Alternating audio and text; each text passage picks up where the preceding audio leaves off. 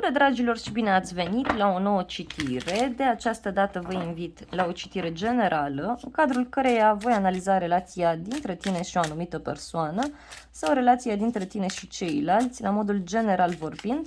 Citirea este valabilă atât pentru cei singuri, cât și pentru cei aflați într-o relație, dar este valabilă și pentru cei care aveți o întrebare referitor la cariera voastră. Haideți să vedem.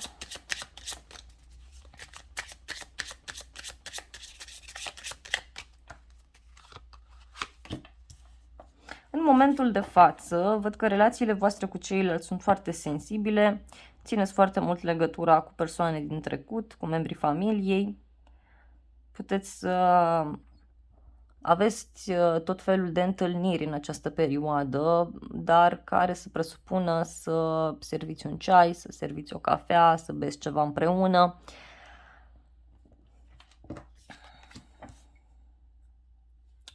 Văd pe cineva căruia nu-i convine un anumit aspect. Poate fi o persoană din familie sau poate fi chiar persoana iubită, dacă ați întrebat. Această persoană are niște probleme, nu-i convine situația în care se află, iar în alte cazuri poate se află într-o perioadă în care vrea să se mai odihnească. Parcă nu-i convine, nu-i place ceva. Văd că aveți pe cineva care are niște probleme, ori probleme financiare, ori în alte cazuri sunt probleme care țin de zona locului de muncă, probleme care țin de ideea aceasta de a împărți ceva cu ceilalți. Dacă sunt persoane din familie, atenție aici, pentru că, nu știu, e cineva căruia nu prea convine ceva ce ține de niște bani, de o moștenire, de ceva ce ați făcut voi. Ia să vedem.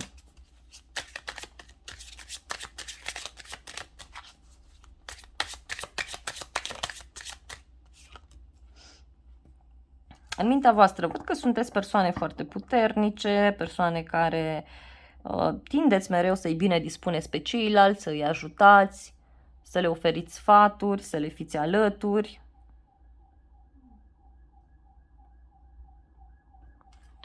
Sunteți dornici de aventură în unele cazuri.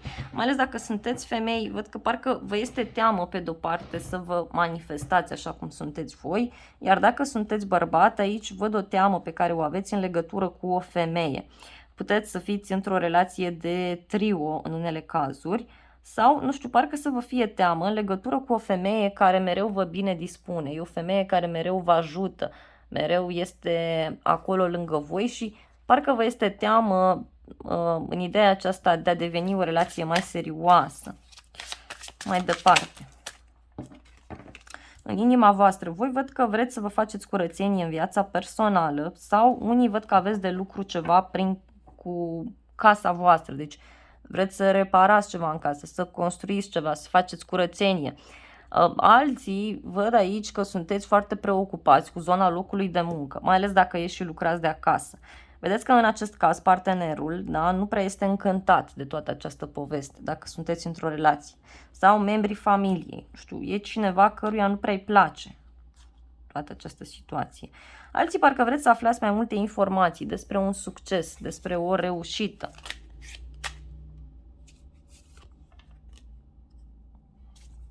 Văd că sunteți persoane foarte, foarte sensibile și văd că aveți o femeie lângă voi în acest moment. Poate fi o prietenă, o soră, persoana iubită, poate fi o persoană foarte blândă, dulce, iubitoare, care să vă susțină, care să vă ajute în tot ceea ce vreți voi să faceți. Cineva care are grijă de voi. Poate fi o persoană mai nonconformistă din fire, o persoană care este economă în unele cazuri, chiar este o persoană pe care vă puteți baza. Ce mai văd aici este faptul că voi treceți printr-un nou început, un nou început care ține poate de planul vostru personal sau de cariera voastră. Da. Vă văd aici că e ca și cum vreți să strângeți bani, vreți să adunați bani pentru a vă muta, pentru a vă schimba ceva anume.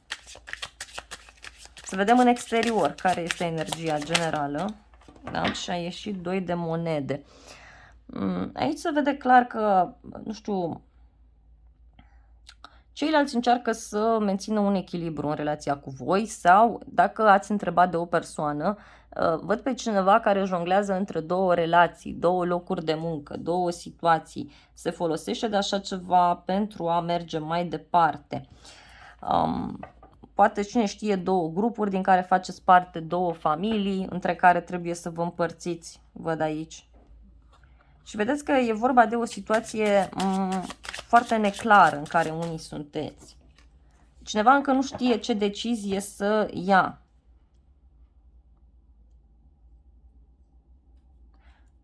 Parcă, nu știu, aveți o persoană care vrea să vă aibă alături foarte mult timp, dar parcă, nu știu, este teamă. Parcă se gândește foarte serios la faptul că voi aveți mult de lucru, se gândește foarte mult la ideea aceasta că voi vreți să vă construiți o familie, vreți să lucrați aici foarte mult pentru a vă stabiliza. Dacă e vorba de o relație de trio, aici văd că această persoană, să știți că e ca și cum a terminat toată situația, toată povestea, dar momentan încă este pus pe gânduri sau pusă pe gânduri. De asemenea, văd aici persoane din străinătate care, nu știu, probabil vă dau vești sau persoane care vor să comunice cu voi. Ceilalți consideră în egală măsură că sunteți o persoană victorioasă, o persoană specială. Hai să vedem mai departe.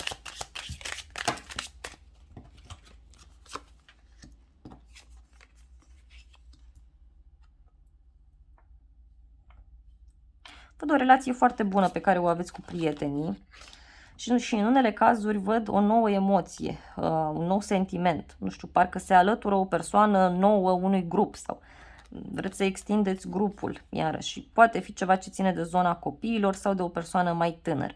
Pentru cei singuri, că am spus că este valabil și pentru voi, vedeți că acum puteți să cunoașteți o persoană într-un cerc de prieteni, dar e o ieșire restrânsă, adică sunt 3-4 persoane și puteți cunoaște chiar pe cineva care este foarte matur, foarte matură.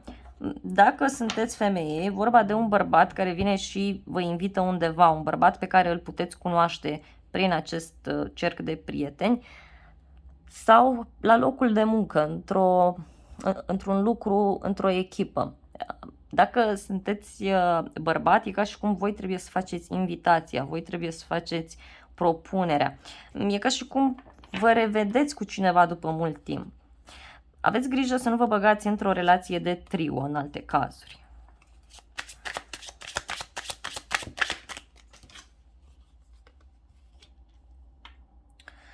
Parcă ați suferit aici sau încă suferiți, ați pierdut ceva, ați lăsat ceva deoparte și acum parcă vreți să vă bucurați de ceea ce aveți, vreți să lucrați, vreți să vă stabilizați foarte mult viața. Poate o problemă care este cu o rivală. Aici văd că voi vreți neapărat ori să vă mutați, ori să schimbați ceva în casă, ori să schimbați foarte mult relația în care vă aflați și aveți toate șansele. Că uitați, ați luat o decizie sau cineva ia o decizie pentru a ieși dintr-o situație. O persoană nouă, da, care poate să apară în viața voastră și mai văd aici o nouă activitate pe care o puteți face sau sunteți deschise să faceți ceva nou, să lăsați toate blocajele în urmă, toate suferințele. Vreau să clarific acest 2 de monede, să vedem cine jonglează între două părți, ce se întâmplă. Alții poate aveți două locuri de muncă, da? Unul care nu este pe inima voastră și unul care pur și simplu vă este destinat. Vedeți că acolo unde nu prea funcționează lucrurile, acolo nu-i de voi. Da, în unele cazuri e vorba de o situație financiară aici sau de zona locului de muncă.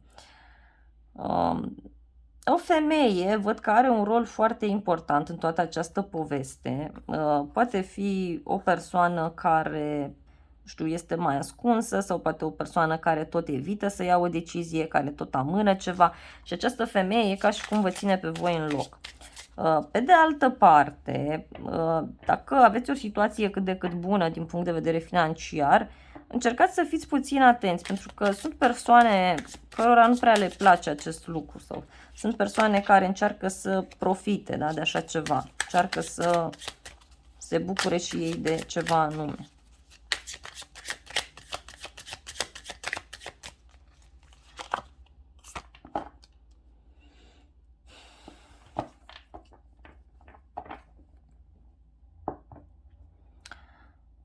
Văd pe cineva care este foarte determinat aici să țină o relație cu voi, cineva care vă face tot felul de invitații, cineva care nu știe cum să mai ieșiți din această poveste. Dar cred că aveți parte și de o persoană care are niște probleme financiare sau care uneori consideră că nu îi oferiți suficientă atenție. Da? Vedeți că această persoană, nu știu, ori consideră că îi ascundeți niște lucruri, ori au fost niște discuții referitor la niște secrete, referitor la niște situații. O persoană care se află într-un blocaj, da? Un blocaj care ține de niște bani, de o decizie a cuiva.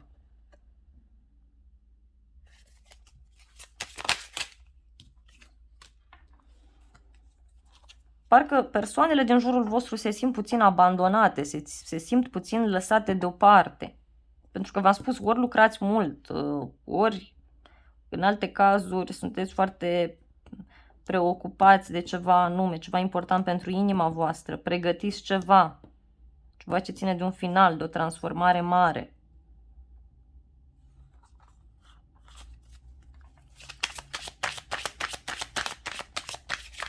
Se simte atras de voi sau atrasă de voi această persoană, dacă ați întrebat, dar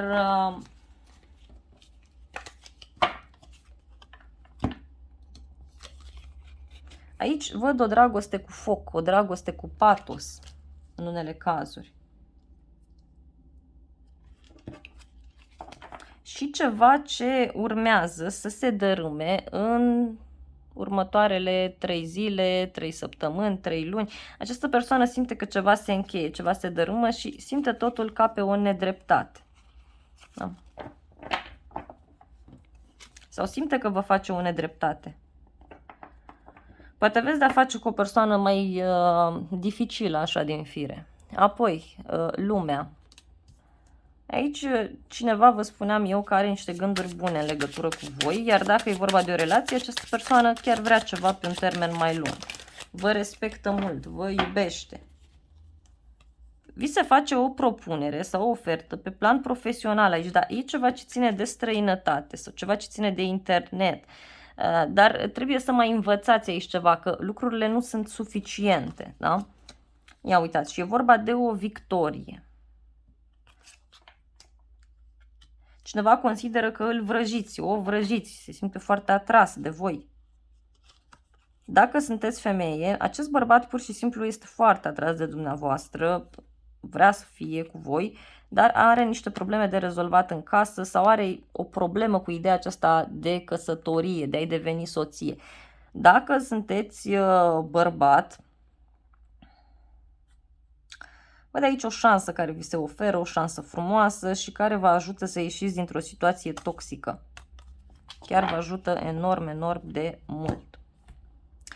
Dragii mei, haideți să vedem și zodiile implicate. Avem zodia Berbec, Leu, Săgetător, Taur, Fecioară, Capricorn, Rac, Scorpion, Pești și posibil și Gemeni, Balanță, Vărsător. Dragii mei, acestea au fost previziunile de această dată. Eu vă mulțumesc frumos pentru vizionare, vă iubesc, vă îmbrățișez cu drag pe toți, să aveți parte de o zi sau de o seară binecuvântată și nu uitați să apăsați butonul de like dacă v-a plăcut citirea, să vă abonați canalului, să apăsați clopoțelul, iar pentru cei care vă doriți o citire cu mai multe detalii, adică citiri pe zodii, vă aștept cu drag pe celălalt canal de YouTube, Tarot Soare și Lună. Acolo facem astfel de citiri pentru zodii.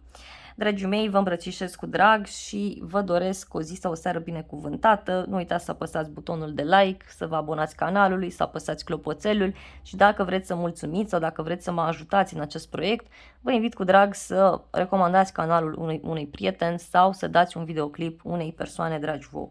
Vă îmbrățișez cu drag și vă doresc o zi sau o seară binecuvântată.